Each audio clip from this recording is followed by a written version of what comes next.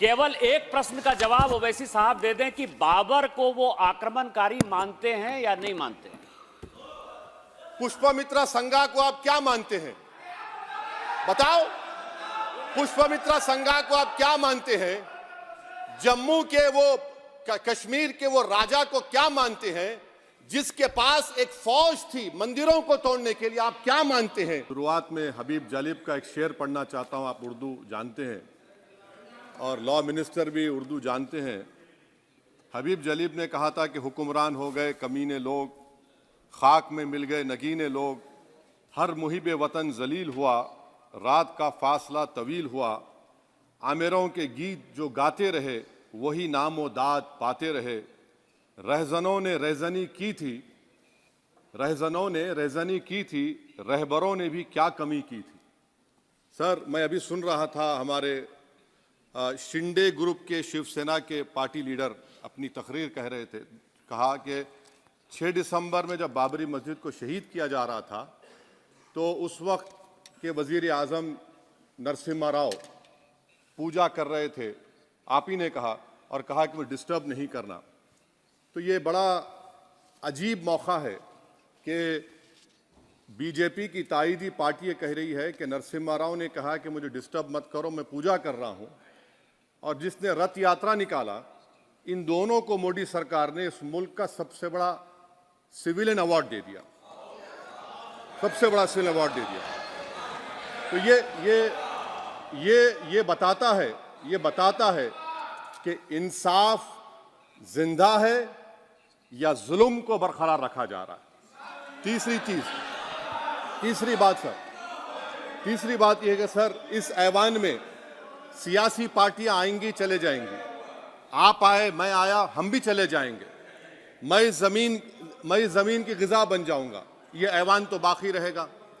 मगर सर, मैं ताजुब कर रहा हूं कि लोकसभा मुख्तलिफ आवाजों में कैसे बोल सकता है?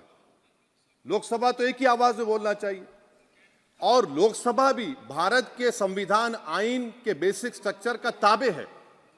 और सर, ये इसलिए कह रहा हूं कि 16 दिसंबर को ये ले कर देता हूं, 16 दिसंबर 1992 को इसी लोकसभा ने एक रेजोल्यूशन पास किया था। आप इजाजत दीजिए तो मैं पढ़ता हूं सर। दिस हाउस, अच्छा, ये गुलाम नबी उस वक्त के मिनिस्टर थे, आज नहीं है, उनका नाम नहीं लेना चाह रहा था। This house strongly and unequivocally condemns the desecration and demolition of the Babri Masjid at Ayodhya by and at the instigation of forces represented among others by VHP, RSS and the Bajrang Dal, which has caused communal violence in the country. Such act of vandalism was carried out not only in violation of order of Supreme Court, but amounted to an attack on the secular foundations of our country. This House expresses anguish at the happenings and wishes to reiterate its resolve that it will ceaselessly endeavor to uphold the secular and democratic traditions of our country and for the maintenance of rule of law. और एक paragraph है, नहीं पढ़ूंगा। मैं ताजुब कर रहा हूं कि जब इस ऐवान ने एक रेजोल्यूशन पास किया तो हुकूमत आएगी जाएगी, और हुकूमत ये मोदी हुकूमत जश्न मना रही है जो 6 दिसंबर को हुआ। तो ये एक बात है सर। चौथी बात यह है कि सर, नहीं, 6 दिसंबर के ऊपर कोई जश्न नहीं है। राम मंदिर के निर्माण की जो प्रतिष्ठा हुई है उसको संबोधन कर रहा है, और वो सर्वोच्च न्यायालय के द्वारा तथ्यों के आधार पर दिए गए निर्णय के कारण से हुआ है। सर्वोच्च न्यायालय का निर्णय है, तो तथ्यों के आधार पर निर्णय है। वो विषय आपने बोल दिया, ठीक है, ओके। परंतु जो मंदिर का निर्माण है वो नियमानुसार सर्वोच्च न्यायालय के निर्णय से तथ्यों को देख करके। एक सेकंड, आप इस्लाम के बहुत जानकार हैं, विद्वान हैं वैसे भी अब कानून के। यदि किसी अन्य धर्म के स्थान पर मस्जिद बनाई जाए तो शायद उसको मान्य नहीं किया जाता। अभी एएसआई ने, सुप्रीम कोर्ट ने स्वीकार किया है कि वहां पर राम मंदिर था। तो इस विषय केवल यह है कि वहां पर राम मंदिर ठीक बना कि नहीं बना, वो विषय हो गया। तो कृपया इस पर यदि आप कुछ बोले तो बोलें प्लीज। सर, मैं आपको गलत साबित कर दूंगा सर। और मैंने रुक तो जाइए बड़ी इज्जत के साथ सर, मैं आपकी बड़ी इज्जत करता हूं सर। आपको मैं कोट कर रहा हूं सुप्रीम कोर्ट का जजमेंट पैराग्राफ 1222 रोमन 17 उसमें लिखा गया है the destruction of the mosque took place in breach of the order status quo and the assurance given to this court the destruction of the mosque and obliteration of Islamic structure was an egregious violation of the rule of law. Egregious का मतलब जो छोटी मोटी अंग्रेजी में आती है वो क्रिमिनल एक्ट कहा। और सर आपने कहा था कि वहां पर मंदिर को तोड़कर बनाया गया।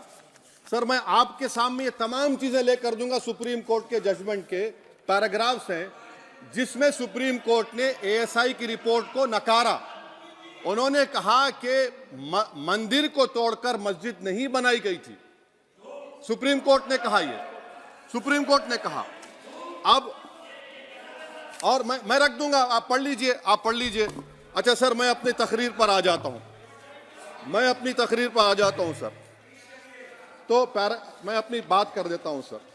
तो मैं ये पूछना चाह रहा हूं कि क्या मोदी सरकार एक समुदाय एक मजहब की सरकार है या पूरे देश के मजाहिब को मानने वालों की सरकार है, जिसको नहीं मानते उनकी सरकार है? हमको बता दीजिए। क्या मोदी सरकार सिर्फ एक फिक्र और नजरिया हिंदुत्व की सरकार है? क्या इस देश का, इस गवर्नमेंट ऑफ इंडिया का कोई मजहब है? इस वतन अजीज सबके मजहब को मानता है। सर मेरा मानना है कि इस देश का कोई मजहब नहीं है। क्या ये सरकार 22 जनवरी का पैगाम देकर ये बताना चाहती है कि एक मजहब को दूसरे मजहब के मानने वालों पर गलबा और कामयाबी मिली? क्या आइन इसकी इजाजत देता है? क्या ये पैगाम आप जब ऐवान से दे रहे हैं तो 17 करोड़ मुसलमानों को आप क्या पैगाम दे रहे हैं, ये मैं आप पर छोड़ता हूं। सर 49 में धोखा हुआ, 86 में धोखा हुआ, 92 में धोखा हुआ, 2019 और 22 में भी इस ऐवान के जरिए हमको धोखा दिया जा रहा है। और अफसोस के साथ कहना पड़ता है सर कि मुस्लिम अक़लियत को हमेशा ये कहा गया कि तुमको भारत के शहरी बरकरार रहने के लिए एक बहुत बड़ी कीमत तुमको चुकानी पड़ेगी, और हम पर इल्जाम लगा दिया गया। सर क्या मैं बाबर का स्पोक्स पर्सन हूं? क्या मैं जिना का स्पोक्स पर्सन हूं? क्या मैं औरंगजेब का स्पोक्स पर्सन हूं? बताइए सर, आखिर मैं कहां तक आप मुझे लेकर जाएंगे?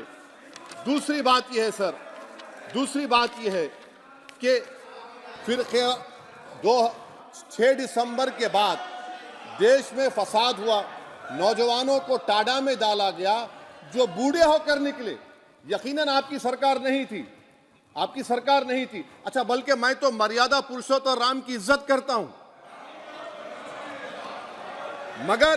मगर मैं नाथूराम गोडसे से नफरत करता हूं। मेरी नस्लें नफरत करती रहेंगी क्योंकि नाथूराम गोडसे ने उस शख्स को गोली मारी जिसके जबान से आखिरी लफ्ज निकले हे राम। सर छठी बात यह है कि 87 में मलियाना हाशिमपुरा हुआ, 83 में नेल्ली हुआ, 44 में जम्मू में नस्ल कशी हुई, 2022 में हल्दीवानी में कत्ल हुआ। इतने धोखे सबसे बड़े किसको दिए गए? असदुद्दीन ओवैसी को दिए गए। मगर फिर भी मुझसे ही कहा जाता है कि वफादारी को तुम साबित करो अपनी ओवैसी। सर आज भारत के 17 करोड़ मुसलमान अपने आप को अजनबी और एलिनेट महसूस कर रहे हैं। मैं बहुत बड़ी नाइंसाफी होती है, सर ये कोई तारीखी नाइंसाफी को इंसाफ नहीं किया जा रहा है। स्पीकर बल्कि सर, अंग्रेजी में स्पीकर सर केवल एक प्रश्न का जवाब ओवैसी साहब दे दें कि बाबर को वो आक्रमणकारी मानते हैं या नहीं मानते हैं? पुष्पमित्रा संघा को आप क्या मानते हैं? बताओ, पुष्पमित्रा संघा को आप क्या मानते हैं?